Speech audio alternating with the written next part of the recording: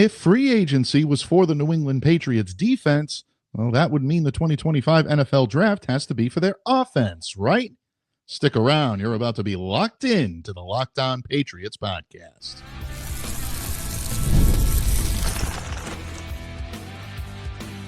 You are Locked On Patriots, your daily New England Patriots podcast. Part of the Locked On Podcast Network, your team every day. Hello to all of you Foxborough faithful. Thank you once again for making Locked On Patriots a daily part of your New England Patriots coverage. I'm your host, Mike Debate, and I cover your New England Patriots for the Locked On Podcast Network. So reach out to me. Let me know what's on your mind on X at MDABATENFL. While you're out there showing some love to Locked On Patriots social media style, follow our account on X at LO_Patriots. And, of course, you can catch me where the skies are blue over on Blue Sky at MDABATENFL.bsky.social. And, of course, today's episode is brought to you by FanDuel. Right now, new customers can get $200 in bonus bets when your first $5 bet wins. Pats fans, with the first wave of free agency now having fallen upon the shores of NFL Nation, we here at Locked On Patriots are excited. We are ecstatic to welcome back Mock Draft Tuesday here on the pod. Yeah, I know. We usually go on Monday. Still going to continue to go on Monday from here on in, but we had some technical problems yesterday. We upgraded our audio. We are back today. So a big thanks and a big tip of the cap to all of you out there for continuing to hang in there with us and for joining us today. And because the Pats are putting a pretty obvious focus on the defense when it comes to upgrading this roster, at least in free agency, we are going to bring you 3 mock drafts that have a little offensive flair behind them today. From locking down some offensive line talent to finally giving Drake Maye some pass-catching weapons, you'll find it here today on Locked On Patriots. And I say we because, as you all know, it wouldn't be mock draft day. It wouldn't be mock draft Monday. Wouldn't be mock draft Tuesday. Wouldn't be mock draft Sunday. Whatever mock draft day you want to come up with just wouldn't be the case unless our guest today was in the very chair that he built right here on the pod. And that is my good friend, the monster master of disaster, the green king of sting, the legendary Thomas Murphy. Thank you for joining me today in friendship, Don Murph. Oh, again and again and again, man. Our friendship never ends, bud, and I'm here for you. Let's go. Absolutely. And, and this absolutely proves it, to not only suffer through a show in which we had several communicative miscues, several technical problems. Well said. And then to come back and to actually sit in the chair and still have the same enthusiasm. The man is the great one, folks. There is a reason why he is goated here on Locked On Patriots. And you know what? We missed mock draft day so much, Murph. Let's not waste any more time in bringing it back. We're already a day behind, so let's give our everydayers exactly what they want. And we start with the first featured draft this season to include a receiver taken by the Pats as their primary pick. Now, you and I have both been very vocal. We believe that the Patriots should invest as much capital, whether it be draft or whether it be free agency, into upgrading the offensive line before they do anything else. You need a quarterback looking pretty, upright, neat, and ready to throw in order for him to reach the targets that a lot of the fans want to see this team pick up. I still believe that's the prudent way. I'm pretty sure I think we're in agreement on that, knowing you the way that I do. But with Cooper Kupp in Seattle and T. Higgins staying now in Cincinnati with lucrative deals, the free agent and the trade markets just don't have as many number one options as they did before. So our first submission today from our old friend and valued everydayer, Mr. John Cost, provides first submission of 2025. And John is Trader John to start everything off. He does not have the Patriots sticking at number 4. Actually has them trading down with the Jets New York Jets, sending the 4th overall pick to New York for the number 7 overall choice and number 42 in the second round. And with that number 7 pick, he selects Arizona wideout Tet McMillan, a popular choice over the course of the last couple of days. He had himself a day at Arizona's Pro Day on Monday, folks. We're going to get back to that one in just a moment, but John wasn't done dealing just yet. He sent the Pats pair of second-rounders to the Miami Dolphins to secure the number 13 overall pick. And with that 13th pick, bringing back Luther Burden III out of Missouri. So the Patriots already getting a couple of explosive playmakers to start off this draft. Murph, he did not neglect the offensive line, but No. I'd like to think that John is channeling his inner Sonny Weaver Jr. here when he goes about this, because he's giving his picks away, and he's just about to ask for David Putney just because he feels like it. But he's sending the first rounder in 2026 to the Philadelphia Eagles, comes away with Philly's first rounder this year at number 32, essentially closing out the first round and picking up a third rounder at number 96. In that number 32 overall pick, he uses it to draft Oregon tackle Josh Conerly. So we'll go into the string of picks that John goes ahead and makes after Conerly, because there are some interesting prospects here that I think could make decent pros, especially with the Patriots. But let's start right off the bat up front. Obviously, Tet McMillan is someone that continues to move up draft boards. A lot of people were concerned a little bit about maybe him not having the top level NFL speed to compete with some of the top receivers in this league. But at his pro day, according to most reports, he ran anywhere from a 4.48 to a 4.53. So these are times right now that I think will spell pretty well for a guy of his size. That's not game-breaking speed, but I think it's better than a lot of people expected out of Tet at 6'4", 219 pounds. So my question to you, Don Murph, is looking at Tet McMillan, looking at the Patriots' needs, and knowing what they still need on the offensive line, is there an argument to be made that number 7 here from John is the prudent way to go in getting Drake Maye his weapon? You know, if the rest of the draft, falls the way John has done here, by the way, John, would you like a job? I know a couple of empty desks that you could fill at one Patriots place right now. He's good. This is good. Got a gift. You're very good. Definitely. You know, a little arm twist in there, and we're right back in the game. Right. No, I don't think that Tet McMillan is a reach here. I believe he's definitely the number one wide receiver in this class. Is it as strong as other classes? No, but John went right at it and decided that I'm done screwing around. I'm gonna go out and I'm gonna get the weapons that Drake Maye needs, that everybody in this town has been clamoring for, and he did that with his first 2 picks.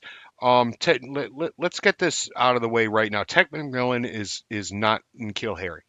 He's not. Thank you. All right, we've heard that time and time again. Oh, another N'Keal. No, that's not who this guy is. Is his speed blinding? No. Would you call him quick?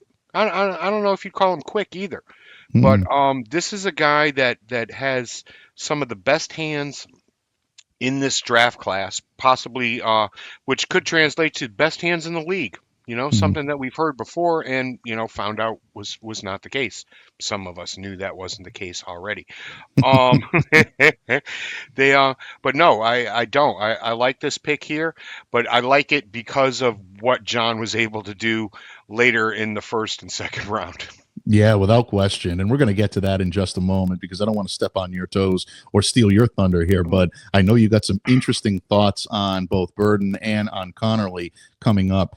But look, I think you make very good points on McMillan. I'm glad that you mentioned about N'Keal Harry, because you get this a lot, and so do I. We were talking about this offline last night, about people thinking that a contested catch machine automatically gives people that squeamishness, right. That this is going to be the same type of receiver. Tet McMillan is not that, folks. He's an All-American at Arizona. Led the Big 12 with 1,319 yards, 8 touchdowns on 84 catches. This kid can play. And there's no question about it. If the Patriots are looking for a weapon for Drake Maye, this kid would fit the bill. The question is, have they done enough on the offensive line in free agency, maybe by the trade market? Maybe they're planning on using additional draft capital to bring in the type of lineman that they want. Those are all questions that are going to have to be answered. But if you're going with Tet McMillan here at number 7, I think this is great value. I think you could make the argument for Tet at number 4. The fact that John was able to trade down here and get him at 7, I think is good value, and you pick up an extra pick as a result. So far, so good for John Cost. I think he's, batting 1 for 1. And trading with the Dolphins, he sends the second rounders over, picks up an additional first rounder. Now, this one was interesting. He gets the number 13 overall pick. and he picks up Luther Burden III out of Missouri. Murph, we've talked about Luther Burden here before. This kid, I believe, may be one of the more underrated prospects in this draft. Clearly a top-level type receiver. He has the talent, I should say, to be a top-level type of receiver. We won't know that until he comes into camp and we see how he translates to the pro game. But my concern is that at number 13 here, you have a much bigger need at the tackle position. I think getting Burden at number 13 may be a little bit of a reach. I think he's someone that you might have been able to get toward the later teens, maybe even the earlier 20s if you wanted to trade down a little bit. Yeah, without a doubt, I think Burden is a top 20 pick, definitely a first round pick. But, after, to double down this way, I think is really fantastic. I think it was great work. Burden is somebody that I've loved for a long time, and he reminds me of Kadarius Toney. It's if he gets here, I think it's going to be a fantastic fit in this scheme, in this Brady McDaniels offense. He creates separation as quickly as anybody I've seen for a long time. The yak, good God, give me the yak. I love the yak. And his deep ball ability is unreal. He tracks the ball like no one else. I mean, no one else in this draft, and it's just a fantastic thing to watch. He's compact. He's powerful. He's also a fine special teamer, and this young man is a dynamo, and I really love this pick. With these two first picks, the Patriots would be set at a position of need, at a position that is cost effective, because you're not finding this anywhere, and these guys are not out there in free agency. We went over that at the onset. Okay, nobody is letting go of the number ones anymore until they're past their prime. And so no, I applaud both these picks. Burden is one of the guys that I'm crushing on in this draft, and I really do hope that something like this can go down. That third trade nets them the number 32 overall pick in the first round, so they take over for the Philadelphia Eagles, and they bring in Josh Conerly Jr. Now, ironically, on Tuesday, as we speak, Elliot Wolf is in Oregon. He is attending the pro day where Josh Conerly is assumedly working out. We don't have those stats yet at the time we're recording this, but we expect them to be released on Tuesday evening. Again, Murph, Josh Conerly is someone that I think would fit very well into the Patriots scheme. I think he has the ability to be a starter. The question is, do you believe he'll be there at number 32 in the first round? I don't. I really don't. I think that you'd have to get up just a little bit more into the mid-20s, early 20s to grab Conerly. This position is everybody's caught up. All right. Everybody understands that what we've been preaching for years, that you build an offense from the inside out. Right. And Conerly's skill set is so in demand, just a fine starting caliber left tackle. It just doesn't happen. You can go back and take a look at what happened here last year when the run on left tackles just, ended. And then all of a sudden we're trying to draft right tackles and move them over to the left side. It don't work. It doesn't work. It's very rare that somebody can switch sides and excel after playing so much right tackle. Conerly is a legitimate left tackle. He's a legitimate guy that will start for you for 10 years. Right. Okay. You're once you get this kid, you're not going to let him go. Is he going to be an all pro? I don't think so. But I've been wrong before. He could be a Pro Bowler. You never know. And but no, what he does in pass pro is really special. And I would love to see this. I've been saying it for over 2 years now that this kid has it. And I want him here. Yeah, absolutely. And I think a lot of Patriots Nation would love to have Josh Conerly along this offensive line and helping out because there are several holes that need to be filled now. Obviously, the void of David Andrews, the void of a left tackle. Patriots still have a lot of holes to fill there. A lot of depth pieces, I think, need to be added in order for this line to be properly stocked heading into 2025. So, again, The realism, you may ask why I asked the question about if he was going to be there at 32. Obviously, John is playing the board the way it lies. Yeah. Nobody's faulting him for that. Nope. But my point is, if we don't believe he's realistically a pick at 32, Right. he's not going to be there at 38, folks. So if you're going to address the line and you want to go wide receiver the way John did in the top 10 at the very least, maybe even at number 4, you're going to have to trade up in the first round, and you're going to have to surrender some capital. You're going to have to pay for it, and I don't mind. I really don't mind. I don't mind paying for it. I want blue chippers. I want starters out of this draft that are going to come in here, help from the get-go. I could care less if they pick anybody outside of the third round. Trade up as much as you can, and yes, they call this draft really, really deep. I'm not sure how deep it is for the Patriots because the Patriots have so many starting holes to fill. Three-fifths of their offensive line need to come out of this draft. Absolutely, without any question. And again, when you're dealing from a position of need, the draft can be a great resource and can also be an unforgiving place if you have too many holes to fill and you've left yourself too many voids to fill. Have the Patriots done that? Well, the jury is still out on that. We'll find out in just a little over a month when these teams arrive in Green Bay for the NFL draft. But Murph, to wrap up John's haul here that he submitted, as you can see at round 3, number 69, running back Dylan Sampson comes in out of the Tennessee Volunteers. Hometown guy that I know a lot of Patriots fans would love to see. More of a right tackle than a left tackle. Ozzie could work out. But Tet Ratledge, let's talk about Tet for a minute. Tet that's a steal right here. Tet Ratledge is going to end up being a 10-year starter. Again, I love this pick. Yeah, absolutely. I love Tet Ratledge as well. And we've said several times here on these airwaves, and a tip of the cap to our good friend Andrew Carraway, who is a Georgia Bulldog. These guys manufacture offensive linemen down there, and they do a very good job of getting guys that are NFL ready. So Tet coming in to help shore up the guard position, that interior. I'm loving this one. Now, at round 4, number 106, Deion Walker comes in from the University of Kentucky. Number 144 in the 5th round, Ja Joyner out of the Minnesota Golden Gophers. And, of course, the last pick that you're seeing here on the screen is round 6, number 189 at center, Drake Maye, the center out of Texas. As you can see here, folks, John does execute another trade. He sends off the 6th rounder at number 189 and a 7th rounder, and the Patriots get 3 7th rounders in return. In the interest of time, we're going to cap John's draft at Drake Maye's. Murph, when you look at the rest of this haul and you look at what John did overall, what stands out to you, and how would you grade John Kost's submission here for Mock Draft Tuesday on Locked On Patriots? I love the way he went out and got what he wanted. He saw needs that the Patriots had, and he went off the scale. I probably would have gone a different way after getting Tet at 7 at 13, but Luther Burden III, I mean, you really have a difficult time passing up on a talent like that. I would have liked to have known who was still on the board there.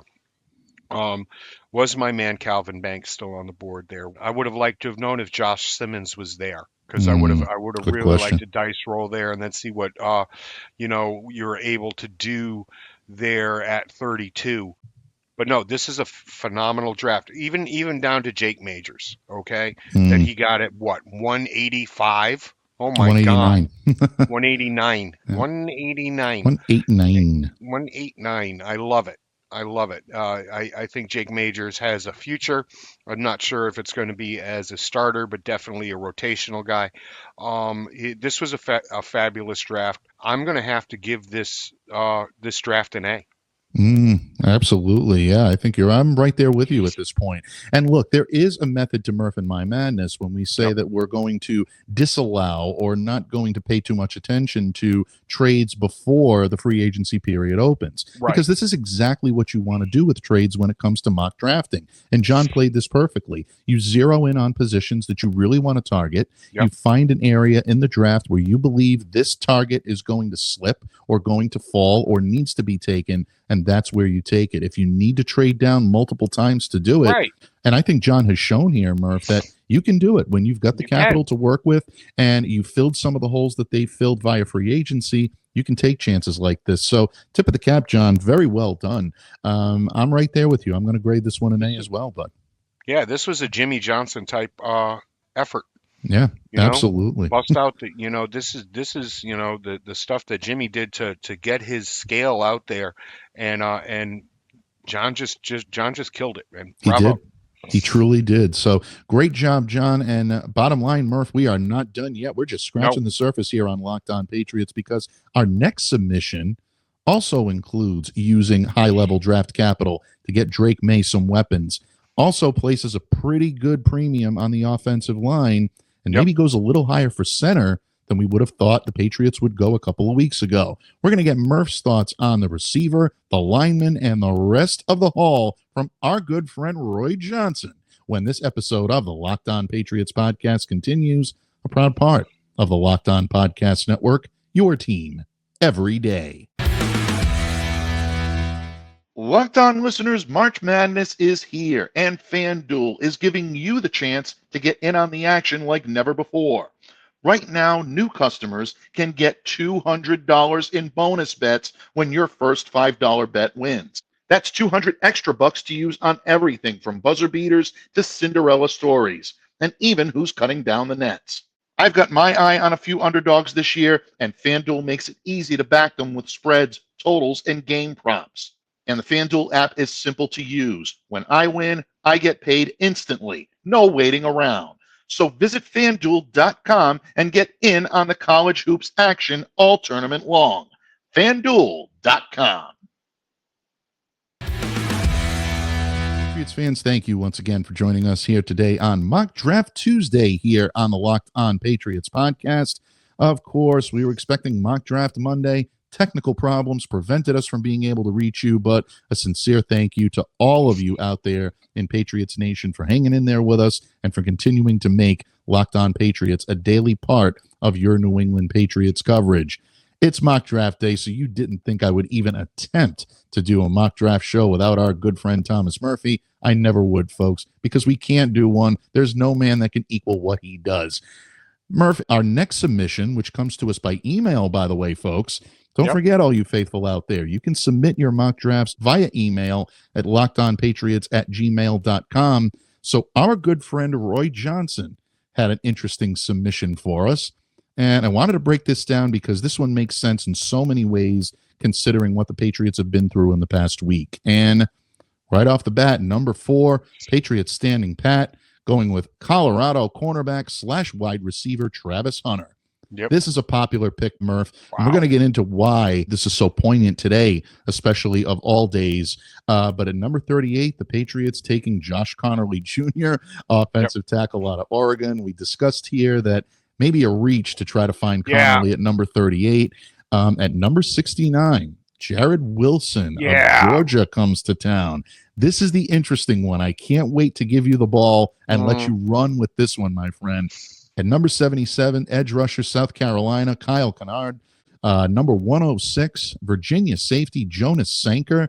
The tight end position addressed for the first time today. Hi, Claire. Check out Jalen Conyers, tight end out of Texas Tech at number 144.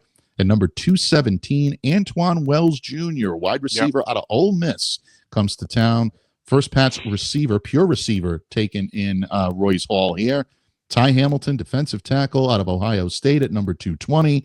And, of course, Colin Oliver at number 238, a linebacker out of Oklahoma State. Now, Murph, I want to give you the opportunity to run as much and as hard as you'd like to when it comes to these offensive linemen. But I want to begin by talking about Hunter, because this is not the first time that we've seen Travis Hunter at number 4 on drafts that were submitted to us. We featured a few on here so far.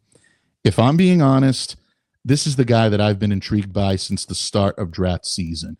That prospect of a two-way player in the modern day NFL, really just fascinating to me. And I think we'd all love to see what this kid can do.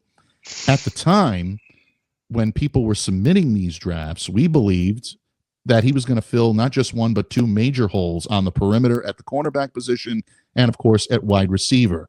But since that time, the Patriots have entered free agency. They filled one of those holes in the form of Carlton Davis, Right. new perimeter corner. He's going to be the yin to Christian Gonzalez yang, so to speak, when it comes to this year at the cornerback position. So Hunter is now being mentioned not just as a potential cornerback, but also a primary receiver. And a lot of high-level NFL draft pundits saying that Travis Hunter could very well be the Patriots' target at number 4. Now, he does have the resume to support that. 96 catches, 1,258 yards, 15 touchdowns last season. No question, this kid's got the quickness. We talked about Tet McMillan in the previous segment. Maybe not so much of a quick step. Travis Hunter's got it. He's got the body control to be an explosive, dynamic playmaker in any area of the field. I love the way this guy can make defenders miss, and he can do it in a number of ways. So before we start to critique Roy's work here, Bud, is this enough, in your estimation, to make Hunter the pick at number 4? Yeah, I do. I've hemmed and hawed over this, and again, it depends on how the rest of the draft falls.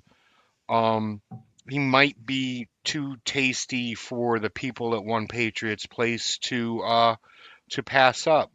Their premium wide receivers are at a premium. Premium defensive backs, cornerbacks are at a premium. Right. This kid is both. Yeah. All right. And to take him here now, don't forget. Now take into account that Carlton Davis and Gonzalez's contracts are up in the same year. All right. You're going to have to replace one of them. We're looking at with Gonzalez a $30 million a year player. Are the Patriots going to want to do that? This pick allows them to, maybe move on, maybe trade, maybe, get a couple of more seasons out of this class and allowing him to play defensive back. See, this kid is such a great defensive back. That's where I want him. I know. That's where I really want I know. him. That's how good he is, folks. Yes, he's electrifying with the ball in his hand, but if you can convince him to play defensive back primarily, okay, and believe me, folks, you need more than 2. You do. You need more than 2, and this kid's good enough he could play anywhere you want him to on the defensive in the defensive backfield. They if they could convince him to play primarily defensive back and then 8 to 10 plays as a wide receiver, I'm all for this. I really am. I've said before that you build from the inside out, but you build the defense from the outside in. And this would just make that defense that much stronger. And you could use this kid. I'm not saying as a gadget play. That's somebody that comes in for 2 plays a game, 3 plays a game. I'm talking 10 to 15 plays on offense to go along with the 40 that you play on defense, and let's just go out and have fun and watch this kid play football. Yeah, absolutely. I'm so glad that you mentioned his prowess on the defensive side of the ball, because I don't want that to be lost. This kid is a dynamic cornerback, and he's also someone that's very versatile. Murph hits it right on the head, folks. He can play in so many different alignments and anywhere you need him to be on the field. So Travis Hunter can be who you need him to be. And he's also a rookie. He's also someone that has yet to go to the puppet show and see the strings the way Christian Gonzalez and Carlton Davis have. So there is a chance that trio could end up being a dominant trio for a number of years in the NFL. I think the Patriots already have one of the best cornerback tandems in the game. You add Travis Hunter into that mix, all of a sudden that is a deadly trio in that defensive backfield. But what he brings to the Patriots offense, once again, a potentially dynamic, explosive playmaker, something the Pats have not had in quite a while, and his knowledge of route running, his knowledge of how defenders defend against the pass is something that is so important for a receiver in this league. So he has the chance to be a generational talent here, folks. Maybe he will be, maybe he won't be, but he has the chance to do it. I think there's too much talent in Travis Hunter right now for the Patriots to pass on him. If he's there at 4, I think you grab him with both hands and you figure out a way to use him both on offense and on defense. And I think this Patriots team is smart enough to do it, bud. Yeah, it really is, man. It's just like, what tires am I going to put on my Porsche? Murph, Roy's draft gets more interesting by the minute because once he moves on from Travis Hunter here, you're looking at Josh Conerly at number 38 and then Yep. Jared Wilson at number 69. I know we talked a lot about Conerly before. Yeah. We believe he's going to be gone by this time, but let's play devil's advocate for a moment. Assuming he's there at number 38 and the Patriots take him, how smart is it for the Pats then to come back at number 69 and grab Jared Wilson here? Because I do believe he's going to be there at 69. Yeah. Is this a worth it pick for the Patriots? And is Wilson someone who could be capable of filling the shoes left behind by David Andrews? No, he's not. David Andrews was the consummate professional in both pass pro and as a blocker in the run game. Wilson is not there as a blocker in the run game yet. Now, don't get me wrong. I love Kirby Smart. I love what he's able to do with offensive linemen. I love the growth that this kid has made over his career. But I had him, just inside or just outside the top 100 in this draft, and you're grabbing him here at the Gronk pick. And don't get me wrong. I mean, like we said, 3/5 of this offensive line, needs to be addressed right now. All right. Unless, I'm right and Cole Strange can snap. I like the pick. I want him in a Patriots uniform. I want all of the Georgia Bulldogs that you can get me. I really do. That's the respect that I have for this program, especially what they do on the lines. It's just a bit too soon. All right. And he will be there, and I will not throw televisions through the wall if he gets picked there. It's a good pick. It's just not a great pick. I think you could have gotten him a bit later. And this has been a pretty good draft right here. Yeah, so far so good. I think Roy is definitely checking off the boxes, definitely when it comes to an explosive playmaker and two top linemen that have the chance to come in and start.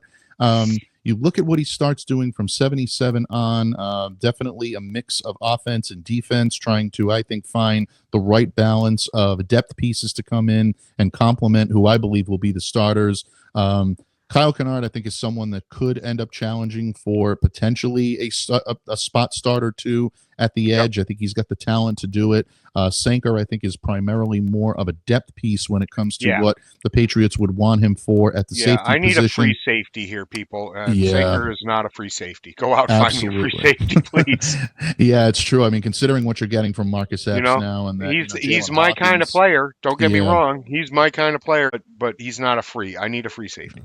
Yeah, absolutely. And I think the Patriots need a free safety in this area as well. Conyers at the tight end position, Wells coming in, depth piece within the wide receivers group. Ty Hamilton from Ohio State.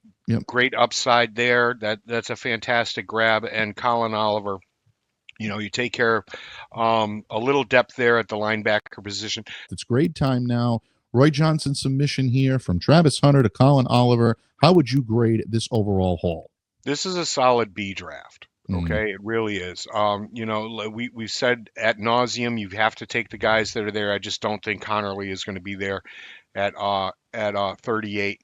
Travis Hunter is just so intriguing. I understand why you went there. Kennard is a fantastic pick there at 77. Kyle Kennard. I'm sure Mike's going to have Steve on later during the week, and Steve will jump right into Kyle Kennard and what he's been able to do with South Carolina there. This is a great draft. It's a solid B draft. Yeah, without any question. I agree with you. I'm actually going to go B+ on this because the more I look at Travis Hunter as a receiver, the more I like the pick. And I didn't think that would be the case a week ago. I was starting to break my draft crush on Travis Hunter a little bit, thinking that maybe he was more of a cornerback. And when the Patriots brought in Carlton Davis, you almost start thinking to yourself, okay, hello, Will Campbell, or maybe Kelvin Banks. I'll come back to that in just a moment. But bottom line, I think when you look at what Hunter brings to the table as a receiver and that stop-start ability that really maybe I never gave him adequate credit for, and I know a lot of you out there have, I'm saying me personally, maybe I didn't give him enough credit for how good he is at that.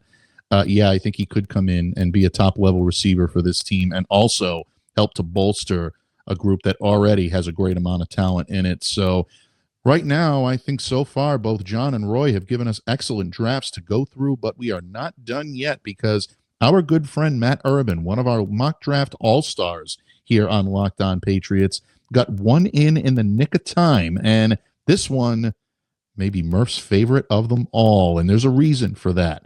Is it? We're going to talk about that in just a moment when we wrap up our discussion and wrap up Mock Draft Tuesday right here with our good friend Thomas Murphy on the Locked On Patriots podcast, proud part of the Locked On Podcast Network, your team every day. The NCAA tournament is here, and so is the bracket breakdown. Locked On Podcast Network and Amazon Fire TV channels are teaming up to deliver NCAA tournament coverage like never before. Watch studio shows featuring former players and Locked On's local experts as they guide you through every upset, buzzer beater, and bracket matchup. Stream it all for free on Amazon Fire TV channel. Search Bracket Breakdown to see it all for free. It's your team every day. Pats fans, thank you once again for joining us here today on Locked On Patriots as we bring you Mock Draft Tuesday here on Locked On.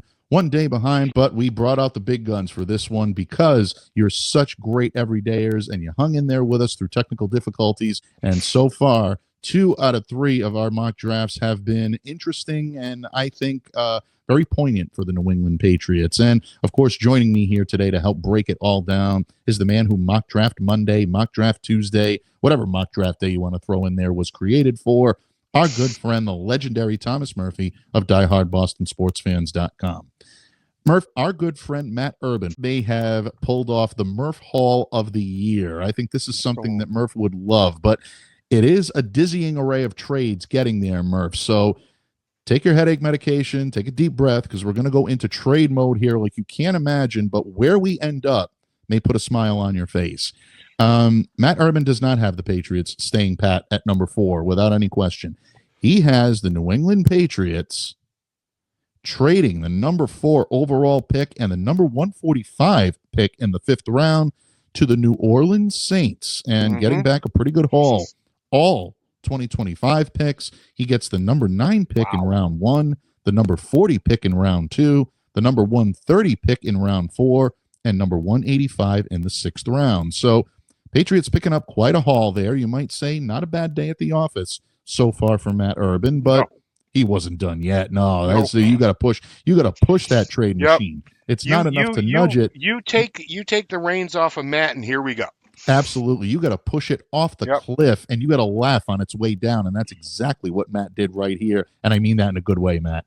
He takes the number 9 pick, sends it to the San Francisco 49ers, turns it into the number 11 overall pick and the number 99 pick in the 3rd round. So Patriots now picking for the first time at number 11, and he has them doing what Murph has said to do all along.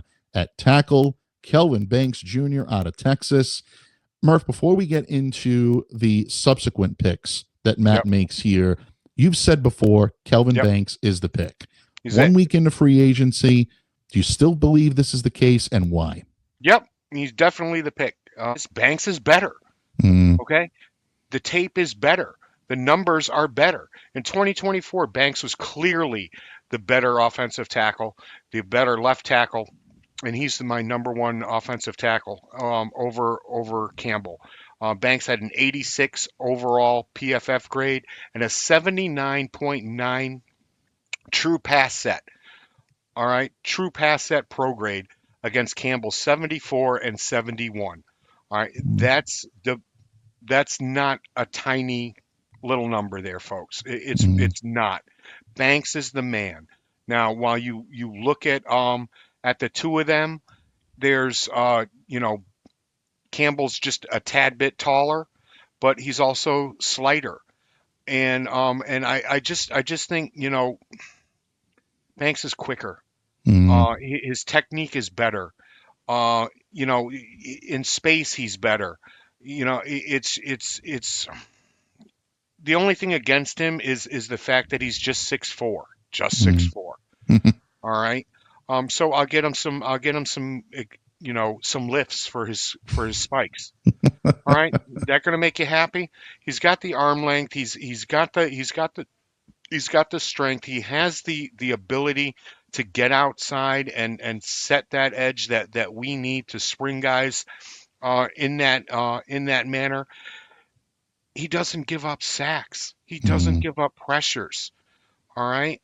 Um, I don't see how anybody can look at the tape of these two men and not think, not saying Conerly is trash. That's not what I'm doing, people. Banks is just the better pick. And it's nothing to do with being safe. It's got nothing to do with arm length or anything of that matter. How old they are, nothing. He's just the better prospect. And I really don't understand. I could care less about 40 times. Honestly, people, we're talking about 40 times with guys that are 6'4" and weigh 300 pounds. We don't care. I don't care how well he gets down how fast he gets down the field to throw a block. I don't care. All I need is that first 10 yards. That's it. Banks is the man. This is this is my favorite draft of the year so far. I had a feeling it would be. And look, I think you make a lot of interesting points. And over the weekend, I had an opportunity to talk with a scout who was talking about players that he can't wait to see in the NFL, guys with high ceilings that maybe are not getting as much credit as they deserve heading into the home stretch now, as we start to round into form and we start to formulate our ideas for exactly what these teams are going to do in the draft. Kelvin Banks was on that list. And it surprised me because Kelvin is considered a top-level draftee. He's going to be someone that goes in the top 15, and no one is going to bat an eyelash. But at the same time, he also believes that this kid may have greater potential than where he's going to go. He may even be a top 5 type prospect, according to this scout. And look, I know a lot of people are falling in love with Will Campbell, and there's a lot to love there as well. Campbell is an exciting prospect, but when you look at the pro-level readiness of both players, I agree with Murph in this case. The more I watch Kelvin Banks, the more I really do like this pick. So very well done so far by Matt Urban. Turned the trade machine on. He really, really had a lot of fun with it. But then he gets down to business. Business that he conducted, I thought, was done very well. Second round, number 38, North Dakota State tackle Gray Zabel. Again, a lot to love about this prospect. My only question is, Murph, do you believe number 38, second round, is too much of a pipe dream at this point for the Patriots to expect Gray to be there when they would want to take him in the second round? Maybe a little bit, not too much. That's encouraging. I really like the way that this draft fell for Matty, and I think it might fall exactly that way. There are a lot of people, and this man has played guard, that think that Zabel's true calling will be as a guard or even as a center. So yes, I do. I love this. Matt took care of 2 of the 3/5 of this issue, of the issues that the Patriots have on the offensive line with these picks, and I do. I think he's going to be a starting caliber tackle in this league. But with Banks there, kick him inside, man, and see what happens. He can eat this much red meat. I do believe he has the skill set to move to go inside and excel at the guard position, and we all know that we need a left guard. Granted, nobody wants to go into the season with 2 rookies, possibly 3 on your offensive line, but these are 2 really good picks that I think will definitely pan out. Zabel could end up being a starter midway through the season, even changing positions. Great insight on Zabel, and definitely, I think, encouraging insight for a lot of our Patriots fans out there that are looking to maybe this draft as a blueprint for the Pats. Yeah, you can address the tackle and the interior positions for the offensive line in this fashion. Gaining Kelvin Banks and Gray Zabel, you're doing something right. And I think so far, Matt is onto something here. This next pick, the Patriots pick up another second rounder. Don't forget now, this is in Matt Urban land. This is not what the Patriots currently have, folks. But in that scenario, he's got Jaden Higgins, Iowa State wide receiver, coming to town with the 40th overall pick. I like this pick, and I like it a lot more than I think maybe some in our position do, maybe even yourself. I love this kid's ability to go up and make the big play. He clearly has no problem in doing that. Anyone who saw the Senior Bowl a couple of months ago saw the contested grab he made in the end zone. Oklahoma State running back Ollie Gordon heaves a pass, and it ends up in the hands of Jaden Higgins because of the play that he made on the ball, folks. 6'4", clearly has the size to be an outside receiver, but again, versatility to kind of play where you need him to play. He has that chance to be that contested catch weapon. And again, you think of contested catches, and Patriots fans start to shudder when you think about N'Keal Harry. This kid is also not N'Keal Harry 2.0. No. There's a lot more here to like. 1,183 yards for Iowa State last year, 9 touchdowns. He ran the 40 in 4.47. So again, not blazing speed, but for a guy his size, very quick to move down the field with a little bit of coaching and maybe with some McDaniels tutelage. I think Jaden Higgins could be a solid prospect here. I like this pick for the Patriots at number 40. So do I. Is he going to be a number 1? No, he's not. Right. But this kid finds the soft spot in zone coverage. His hands are phenomenal. Phenomenal. All right, he just reaches out and snatches balls. He does. And I've seen him do it without those gloves and with them, but without them. Higgins is a guy that can play any position. He can play the X, Y, and Z. He's smarter than your average wide receiver. I love it. And what he does after the catch at his size is really a beautiful thing, folks. Go take a look at this kid's tape. The yak ability is there. And for somebody this size, it looks a little slow and a little plodding, but hey man, guys aren't grabbing them and bringing them down. Right. Absolutely. Murph, it's grading time. When you look at the haul that Matt put out here, what is your grade from Matt Urban this week? A+. A+. Taking care of business on the offensive line early in this draft, and the way that Matt did sprung him up to an A. And then going to grab Ashton Gillette, all right, where he did. I love Ashton. I love me some Gillette, man. He's one of the most intriguing kids in this draft. The scheme fit is going to happen here. He has a unique athletic profile. I think he was on the athletics freak Bruce Feldman's freaks list.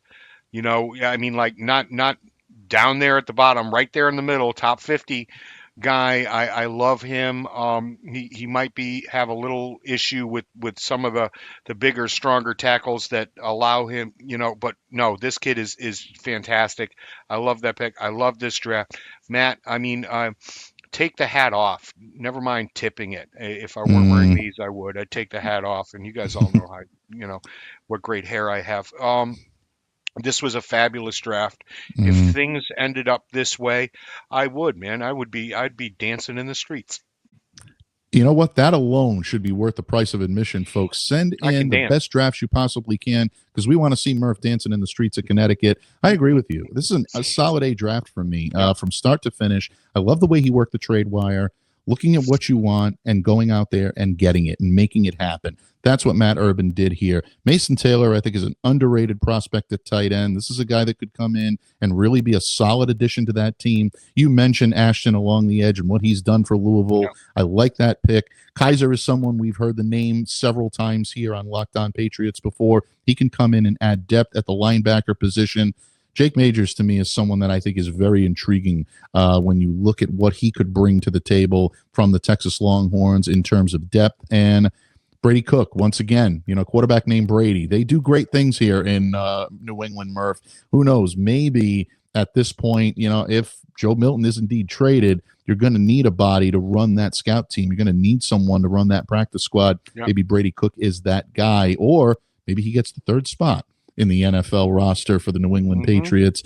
All different kinds of things can happen when you're the GM, and that is why we love opening up Mock Draft Monday, Mock Draft Tuesday this week to all of you everydayers, all of you occasional listeners, and those of you joining us for the first time to send in your great work week after week, because Murph and I love to break it down, and we love to share our favorites with you here on Locked On Patriots. So a tip of the cap to John Koss, to Roy Johnson, and to Matt Urban for their great submissions, but the biggest tip of the cap goes to my good friend Thomas Murphy, who is here, always here, for the wisdom, the counsel, the wit, the grit, and the insight when it comes to mock draft money that only you can provide, my friend. And of course, throughout the rest of the week, more draft coverage coming your way, more free agency coverage as we continue to get to know the new Patriots from some of the local experts you can find only here on the Locked On Podcast Network. So stay tuned, folks. The best is yet to come. In the meantime, on behalf of my good friend Thomas Murphy, I'm Mike Debate, reminding all of you to stay safe, to stay well, to be the change that you wish to see in the world. Have a great day, everyone, and we'll see you back here again tomorrow on Locked On Patriots.